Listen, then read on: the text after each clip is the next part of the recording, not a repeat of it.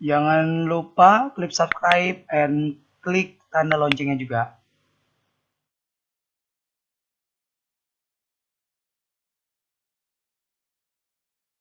أعوذ بالله من الشيطان الرجيم بسم الله الرحمن الرحيم السلام عليكم ورحمة الله وبركاته الحمد لله رب العالمين والصلاة والسلام على أشرف الأنبياء والمرسلين wa ala alihi wa sahbihi ajma'in. Ashhadu an la ilaha illallah wa ashhadu anna Muhammadar Rasulullah. Allahumma salli ala Sayyidina Muhammad wa ala alihi Sayyidina Muhammad. Rabbi israh li sadri wa yassir li amri wahlul 'uqdatam min lisani yafqahu qawli. Allahumma faqihna fid din wa 'allimna at-ta'wil. Allahumma lakal hamdu wa ilaikal mustaka wa antal musta'an la haula wa la quwata illa billahil aliyil azim. Ilahi anta maksudi wa ridhaka matlubi. Pertama-tama marilah kita panjatkan puji serta syukur pada Allah Subhanahu wa taala yang alhamdulillahi rabbil alamin. Pada malam hari ini kita bisa berkumpul lagi, kita bisa duduk bareng lagi, kita bisa belajar bersama-sama di ruang KJL ini. Mudah-mudahan Allah limpahkan keberkahannya, Allah limpahkan rahmatnya, dan doa-doa kita yang belum terkabul pada malam hari ini, mudah-mudahan Allah kabul pada malam hari ini. Amin amin ya rabbal alamin. Nikmat yang terbesar adalah ketika kita datang bisa hadir kumpul untuk bermuhasabah diri, untuk merenungkan diri, untuk merefleksi diri, mengevaluasi diri. How far? Berapa jauh kita? Jangan-jangan Allah yang meninggalkan kita atau kita yang meninggalkan Allah. Makanya satu nikmat yang sangat besar kita bisa kumpul di sini sambil belajar bersama. Ini nikmat. Selawat riring salam marilah kita curahkan kepada junjungan kita baginda Nabi Muhammad sallallahu alaihi wasallam. Semoga kita semua diberikan rahmat dan juga diberikan syafaat, baik syafaat di dunia maupun syafaat di akhirat kelak. Amin ya rabbal alamin. Saya doakan yang pada malam hari ini yang sudah hadir, baik yang hadir maupun yang mendengarkan kajian kita pada malam hari ini, mudah-mudahan apabila dia sedang diberikan musibah, semoga Allah mempermudah jalan keluarnya.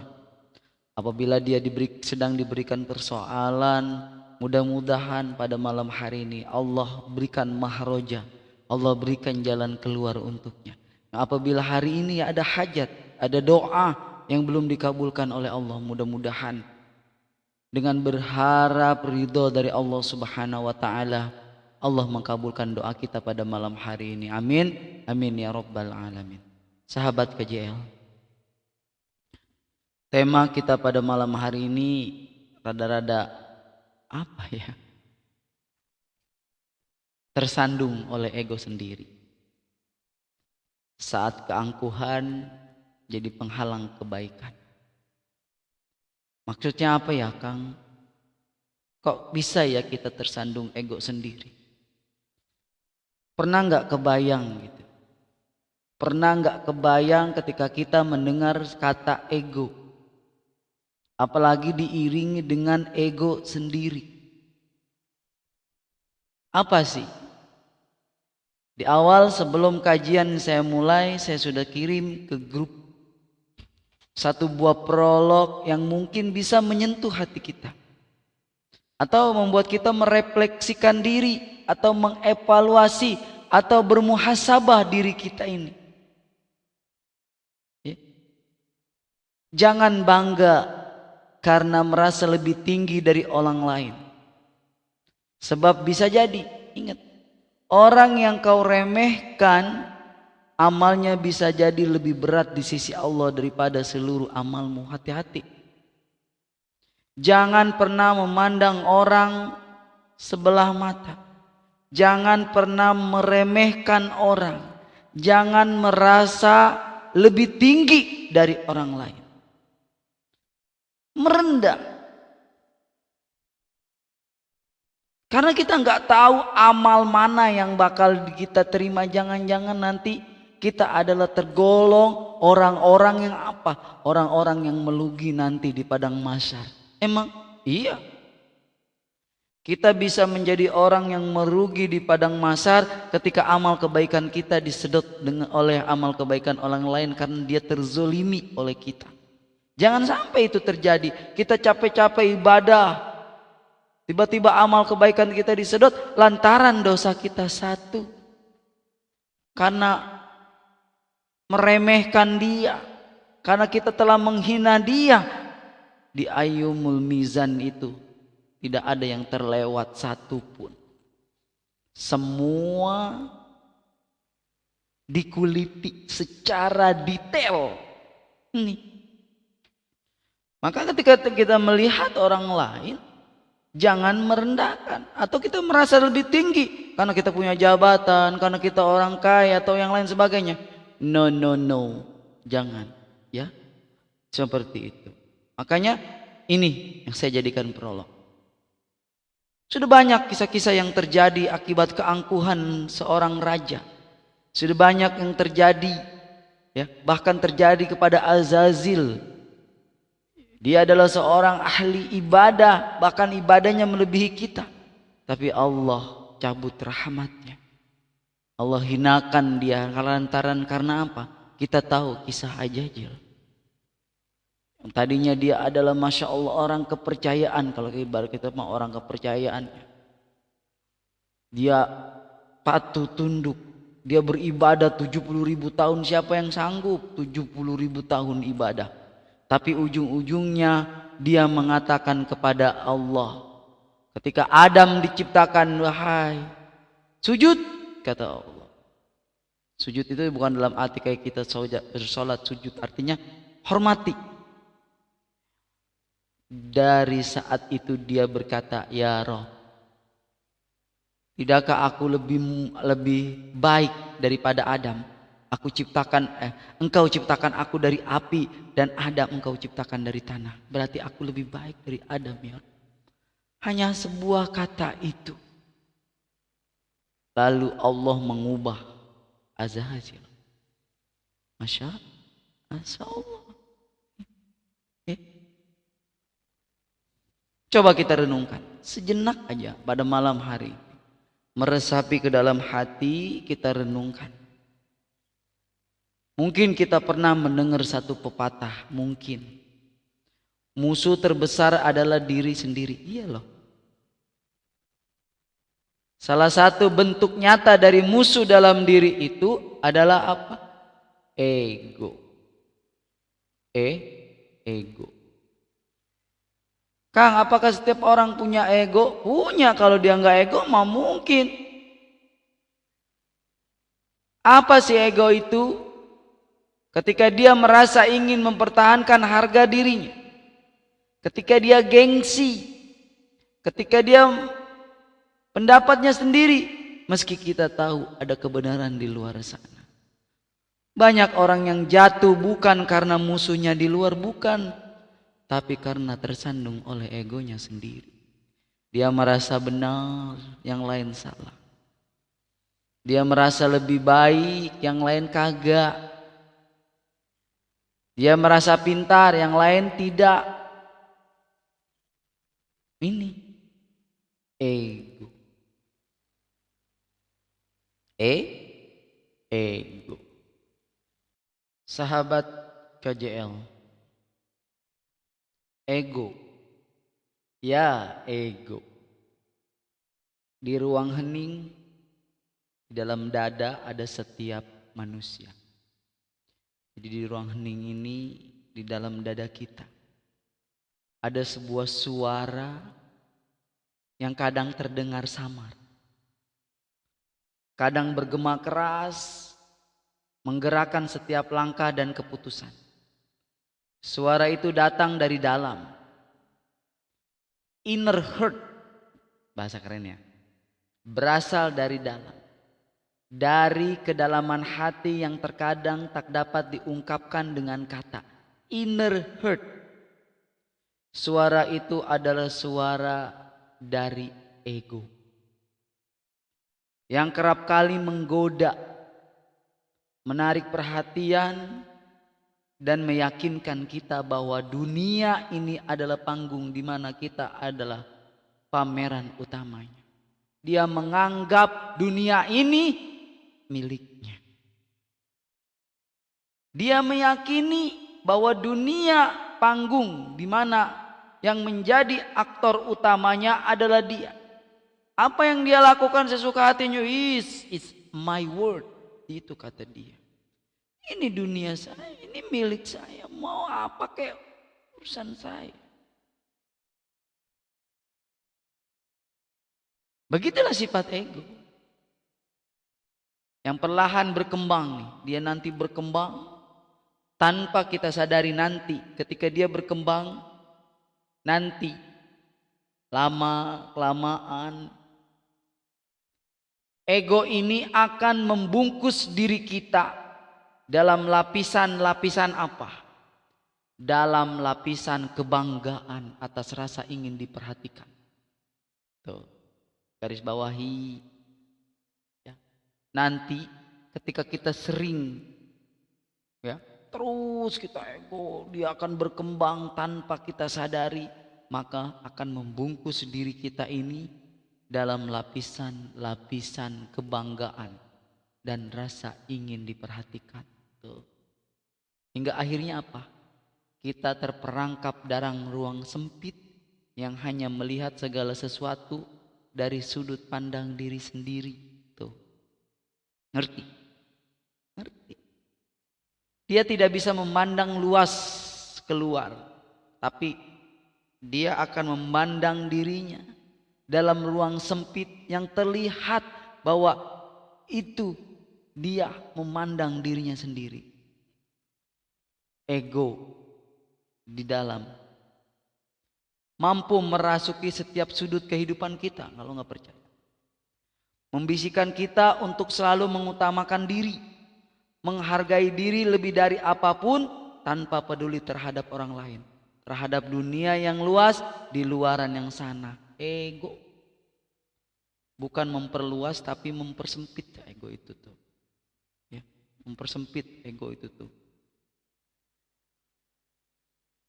Namun apa yang terjadi, coba kita lihat. Di balik kegemerlapannya citra diri dipertahankan dengan segala daya, tersembunyi ketidakbahagiaan yang tidak terlihat. Jadi di dalam egonya itu ada kebahagiaan yang gak terlihat. Ya. Tahu-tahu dia ego kepada dirinya sendiri, padahal ada kebahagiaan. Tapi sayang, kebahagiaannya gak terlihat. Seolah dunia hanya berputar mengelilingi pusat yang penuh dengan kekosongan. Bagaimana tuh coba? Ayo. Kita pun semakin menjauh dari nilai-nilai apa? Nilai-nilai kemanusiaan, cuek pada orang, cuek kepada di sekeliling, terasing dari kasih sayang dan empati, ya. yang harusnya menghubungkan kita dengan sesama. Kita malah mempersempit diri kita dengan ego kita. Dia gua nggak selera sama dia, sorry ya. Oh, dia nggak level gua bro, sorry gitu. Ada tuh yang kayak gitu tuh. Ada tuh. Ya. Dengan segala ketergantungan pada pujian, dia pengen selalu review dan pengakuan, dia akuan.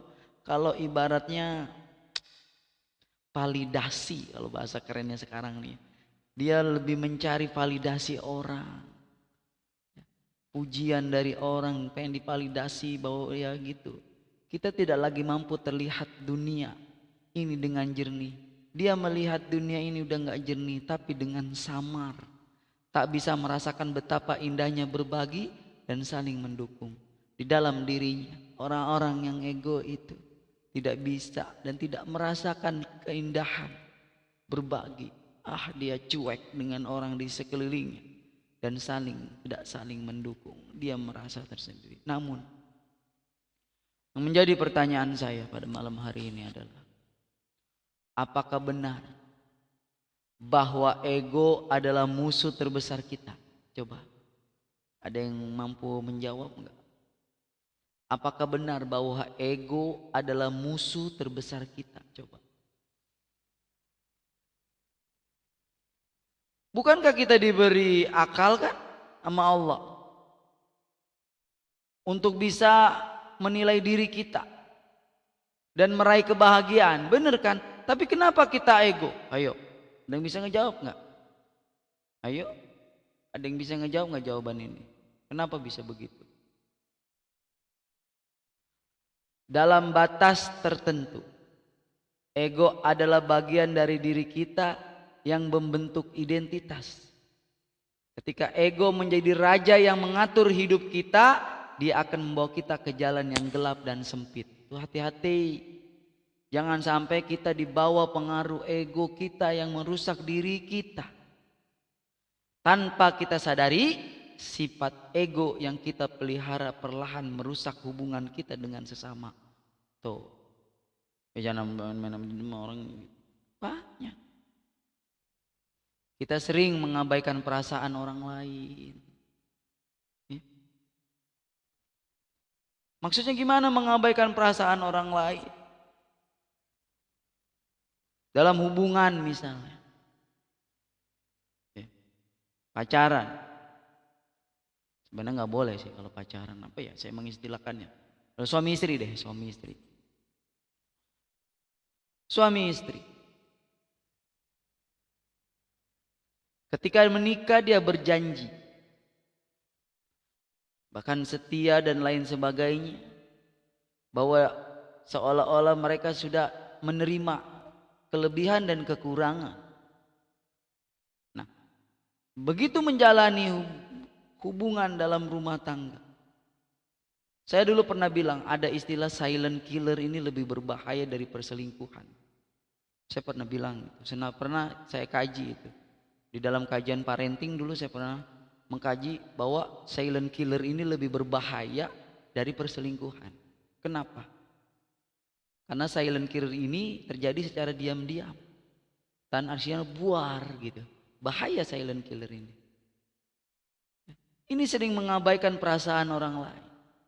Perasaan pasangan suaminya, mengabaikan perasaan istrinya. Kenapa? Karena saling ego, enggak saling memahami. Dia mempertahankan egonya sendiri, si suami mempertahankan egonya sendiri. Akhirnya rumah tangga seperti apa? Silent killer. Dia bertindak atas kemauannya sendiri. Dia cuek dengan keluarganya. Dia cuek dengan istrinya. Dia cuek dengan suaminya. Ya, mengabaikan perasaan orang lain. Padahal kita tahu ada anak-anak kita. Jangan merasa ego mencari kebahagiaan di luar. Seolah-olah apa? Seolah-olah dia tidak sempurna buat kita. Makalah masa bodoh, suami aku ini gini gitu. Istri aku tuh gini-gini. Jangan. Itu ego masing-masing. Not release, tidak menyadari. Itu ego masing-masing tidak menyadari. Ya. Hati-hati nih dalam hubungan keluar rumah tangga nih. Jangan saling ego, akhirnya saling cuek-cuekan. Ya, Masya Allah. Dulu tuh ada ya. Ternyata suaminya itu berselingkuh dengan perempuan lain. Karena terjadi silent killer. Maaf saya agak sedikit mengibaratkan, menganalogikan adalah silent killer. Karena silent killer si ininya cuek, dia mengabaikan perasaan istrinya, dia mengabaikan perasaan suaminya. Ini saling berselingkuh tuh satu sama lain. Saling ego, mencari apa? Mencari kebahagiaan kah? Ego itu. Apa yang kau cari? Kebahagiaan di antara anak-anakmu yang telah tercipta. Ayo. Jadi seperti itu. Yang dua, meremehkan kebaikan orang. Orang membeli dia, mana mampu dia ngasih orang, dia kan tahu miskin. Mana mampu dia gitu, meremehkan kebaikan orang yang diberikan. Jangan-jangan dia juga ngasihnya sedikit ukuran. Jangan suka seperti itu. Masih untung dia mau berbagi. Ketika kita, ayo. Ya. Jadi orang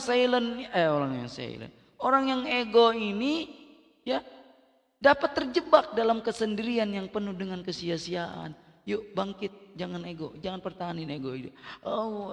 Ego itu. Bangkit. Sahabat KJL,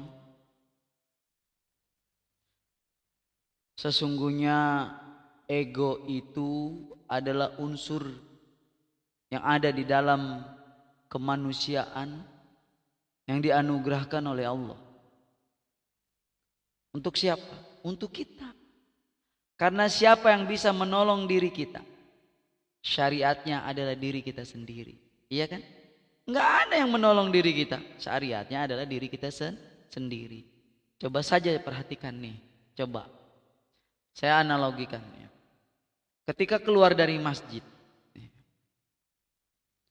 yang lebih dahulu kita lakukan adalah mencari-cari sendal sendiri. Ya, benar ya? Di antara tumpukan sekian banyak sendal. Sendal siapa yang kita cari kalau kita keluar dari masjid? Ayo. Ya sendal kita dulu lah, ngapain kita cari sendal dari orang lain kan? Gitu analoginya nih, ya.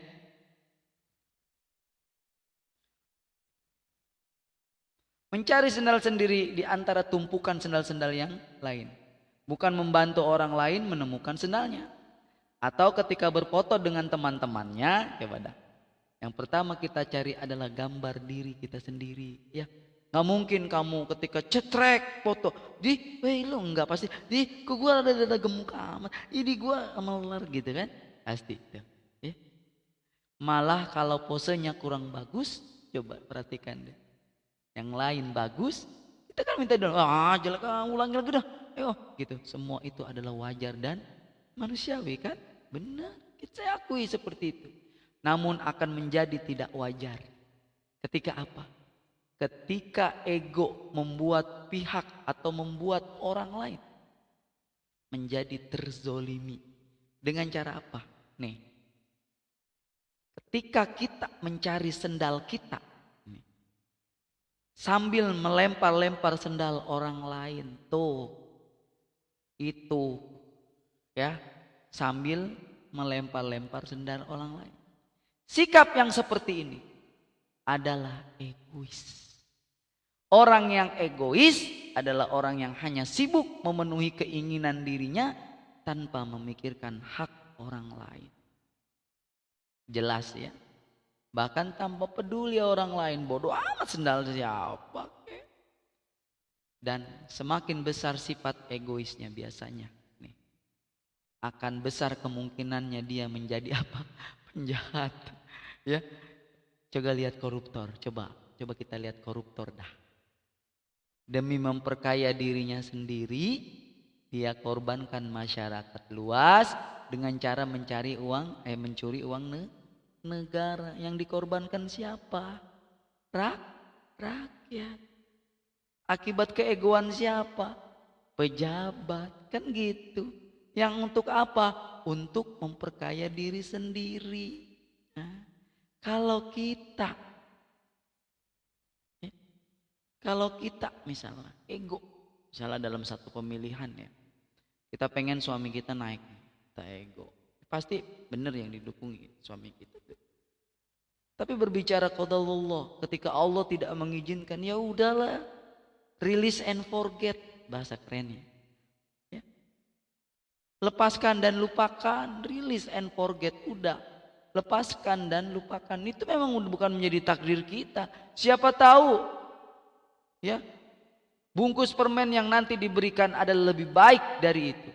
Bahkan lu nggak pantas, misalnya jadi pejabat daerah, lu pantasnya jadi provinsi bro, gitu kata Allah gitu. Coba deh kalau nggak percaya, ayo ya. Begitulah ketika Allah, kita cukup apa? Cukup mengangkat tangan, biarkan Allah yang turun tangan. Itu makanya udahlah, ketika qadarullah itu terjadi, ya sudahlah, jangan ngoyo amat sih pengen jadi pemimpin gitu. Ya belum tentu itu baik buat kita. Bahkan ketika kita dianugerahkan menjadi seorang pemimpin di satu daerah, belum tentu kita amanah. Kan begitu. Mungkin Allah belum mengizinkan. Karena apa? Ya mungkin kita masih ada sifat-sifat seperti itu. Coba deh, kalau kurang jelas lagi, analoginya kayak gini nih. Kita belajar dari sebuah apa? Dari sebuah jantung, hikmah dari sebuah jantung. Jantung kita kan berdenyut tanpa dipinta kan, bener? Iya. Kalau jantung, ayo dong berdetak. Nggak mungkin kan gitu. Dia bekerja sesuai dengan jobnya masing-masing. Paru-paru, jantung dan lain sebagainya. Bahkan dia berdenyut terus, baik diingat maupun dilupakan. Bener? Bener. Kadang-kadang kita lupa denyut jantung kita. Ia berdenyut tanpa pamrih memenuhi kebutuhan darah kita. Betul? Sampai sini betul. Dia tidak juga menonjolkan diri. Betul? Betul. Tidak berharap mendapat sanjungan. Betul? Betul. Yang ia lakukan, yang siapa lakukan? Yang jantung lakukan, hanya bekerja terus, memberi manfaat terus menerus. Makanya dalam satu hadis Tabrani, ya, Rasulullah Shallallahu Alaihi Wasallam bersabda, dan sebaik-baiknya manusia adalah yang bermanfaat bagi orang lain. Ini tidak ada artinya jika orang yang kaya nih, coba. Tidak ada artinya jika orang yang kaya tapi hanya kaya rayanya sendirian. Berarti nggak hidup dia di situ? Ya kagak, ya. Tanpa membantu fakir miskin untuk meningkatkan taraf hidupnya. No.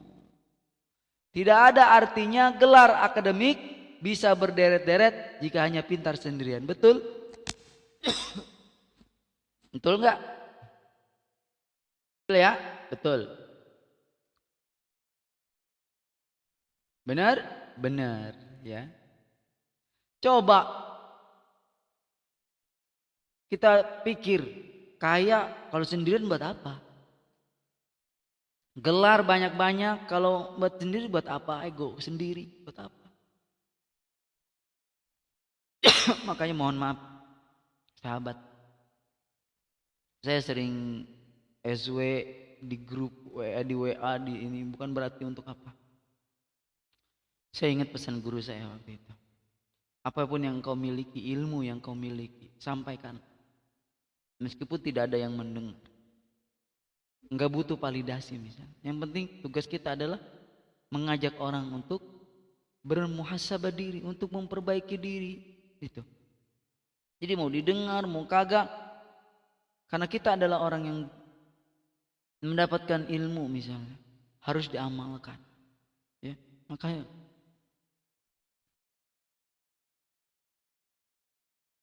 Makanya guru saya benar bilang, Abah Yai,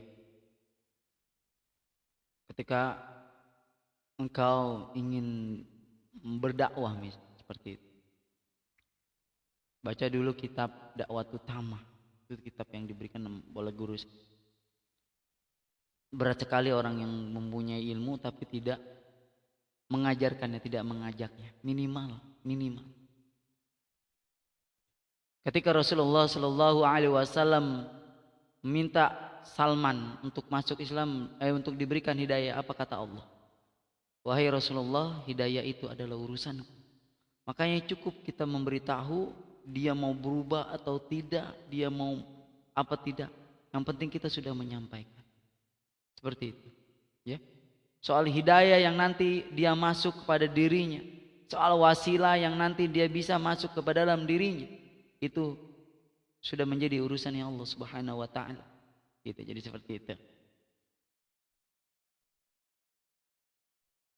Maka apa? Kehormatan tidak bisa diraih hanya dengan mementingkan keuntungan diri sendiri. Kehormatan justru akan datang ketika apa? Ketika kita menjadi jalan manfaat bagi orang lain. Terus. Ya, seperti itu. Sahabat KJL.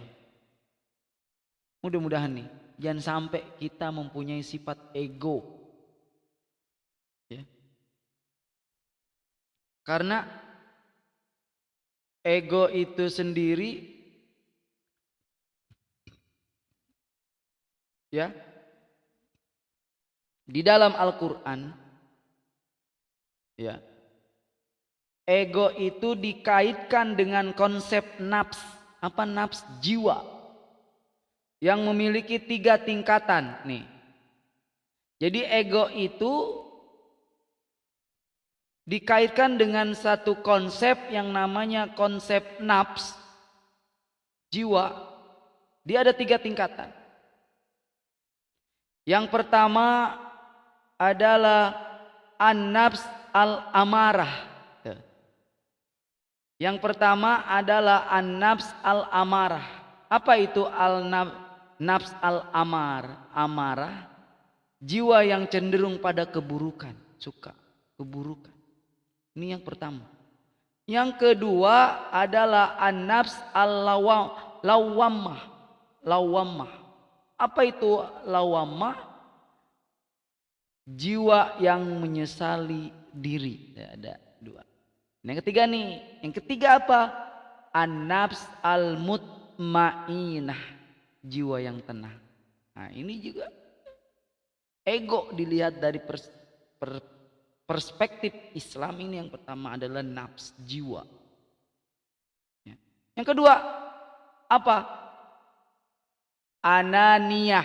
Apa ananiyah? Keakuan. Apa keakuan? Sikap egois ini biasanya atau mementingkan diri sendiri. Kalau di dalam Islam kita menyebutnya ananiyah. Ananiyah. Sikap yang dapat mendorong pada kesombongan, al-kibr. Ya? Hati-hati nih. Keakuan nih. Al-kibr. Dan menjauhkan diri dari ajaran Islam. Hati-hati. Nih, keakuan, sikap keakuan.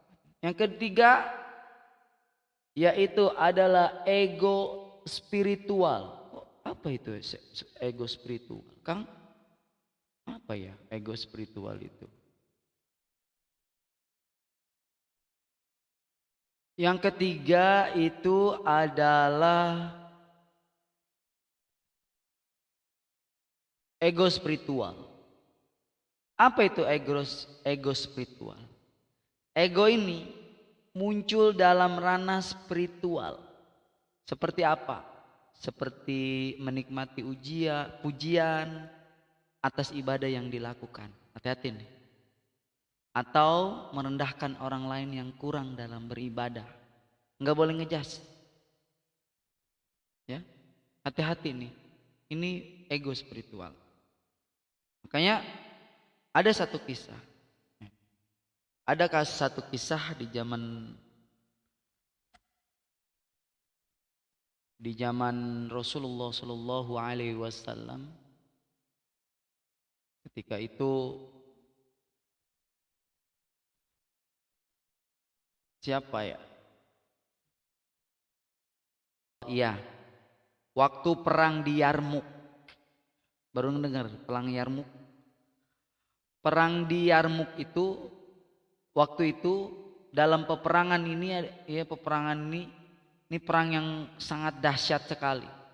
Yaitu antara pasukan kaum muslimin yaitu yang dipimpin oleh Saifullah Al-Masul Khalid bin Walid, ya.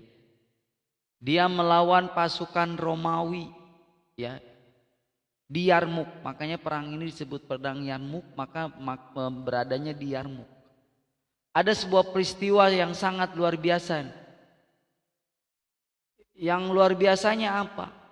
Yang luar biasanya adalah kedermawanan yang tinggi,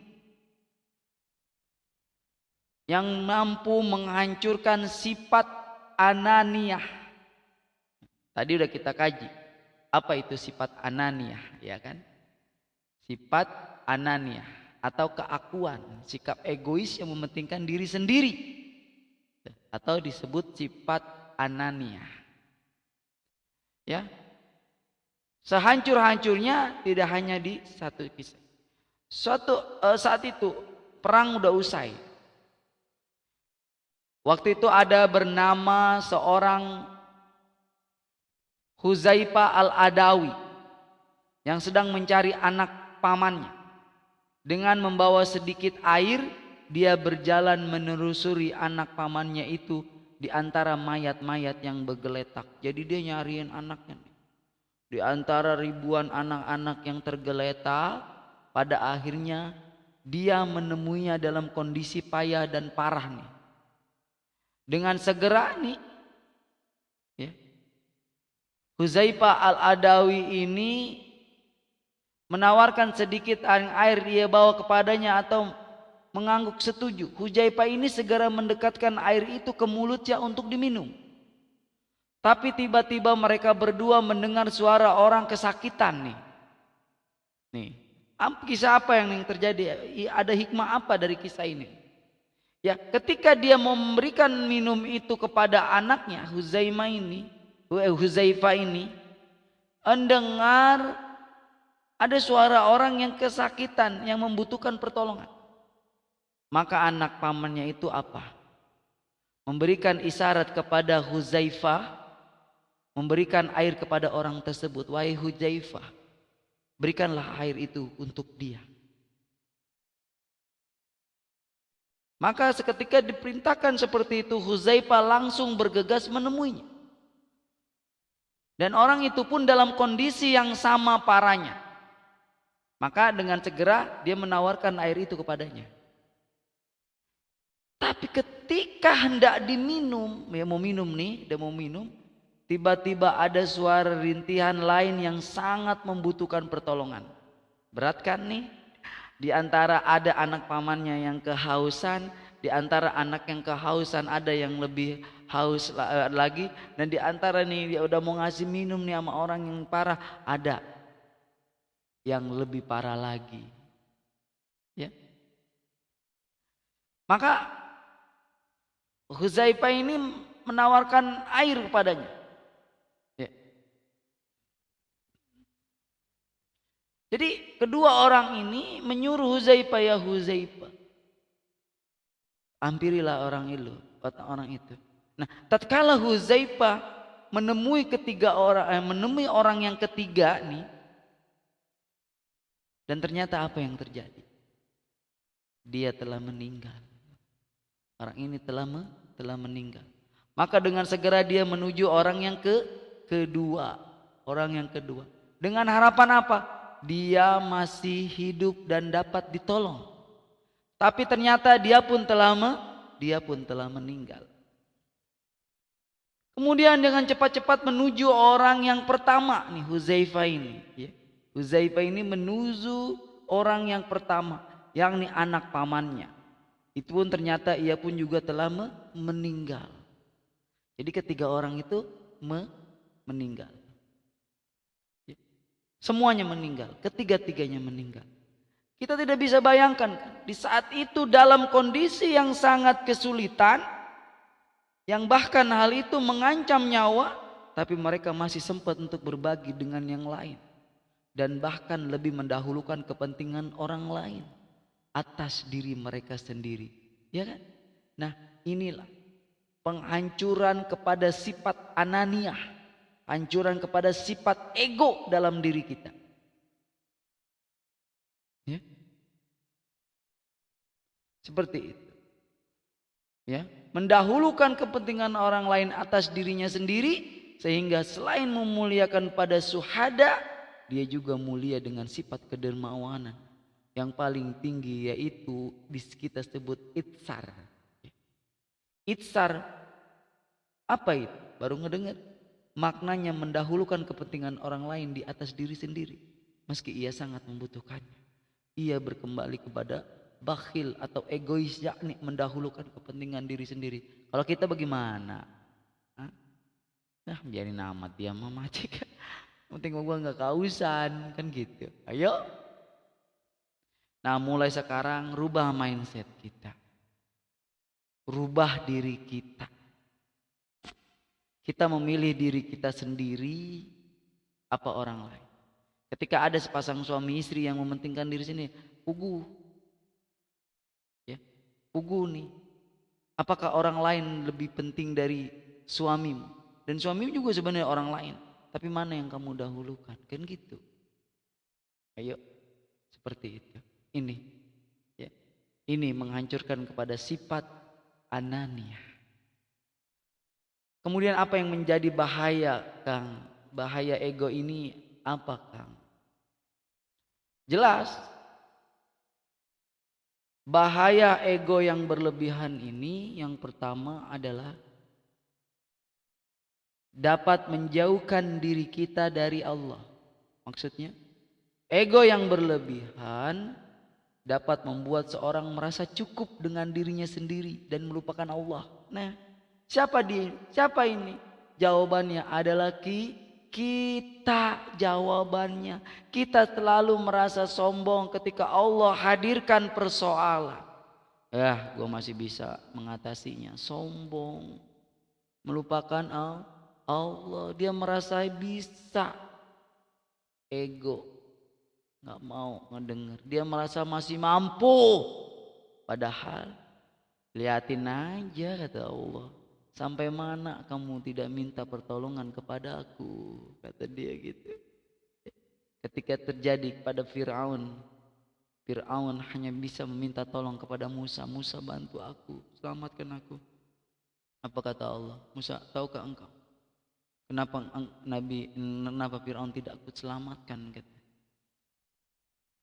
Karena dia tidak minta pertolongan kepada aku, malah dia minta pertolongan kepada dirimu. 70 kali. Seperti itu. Ya.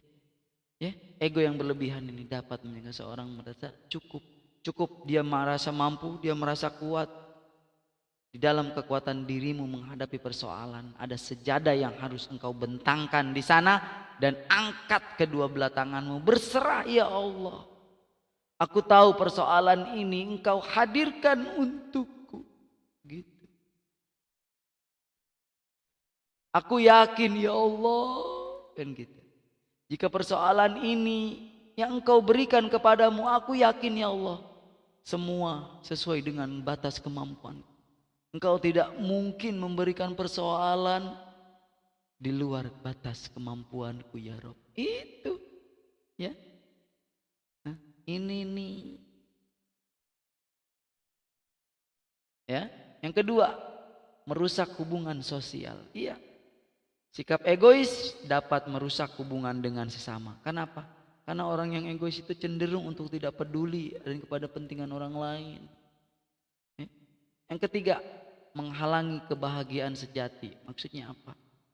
Ego yang tidak terkendali dapat menghalangi seorang untuk merasakan kebahagiaan yang terletak pada ketenangan jiwa dan kedekatan dengan diri, dengan Allah Subhanahu wa taala.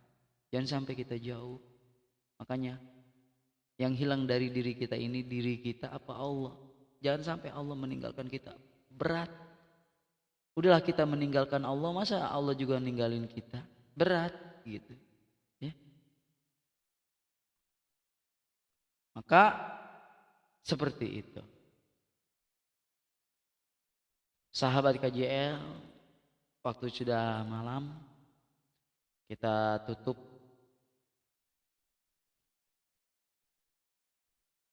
Bagaimana caranya mengendalikan ego? Yang pertama, untuk mengendalikan ego, sedikit aja ya, kan udah malam. Yang pertama untuk mengandalkan ego yaitu satu, yaitu tazkiyatun nafs, mensucikan jiwa. Proses membersihkan diri dari sifat-sifat buruk termasuk ego melalui apa? Ibadah, berzikir dan bermuhasabah. Yang kedua, muhasabah, introspeksi diri, melakukan evaluasi, refleksi diri secara apa? Jangan hanya sekali tapi berkala. Untuk apa?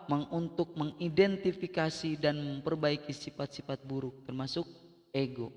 Itu. Yang ketiga, empati. Apa sih empati? Melatih diri untuk merasakan dan memahami perasaan orang lain serta mengutamakan kepentingan bersama. Berikutnya, menjauhi sifat sombong. Menyadari bahwa segala nikmat yang kelebihan yang dimilikinya adalah karunia dari Allah, bukan hasil usahanya sendiri yang sering kita sombongkan. Ini hasil kerja gua sih.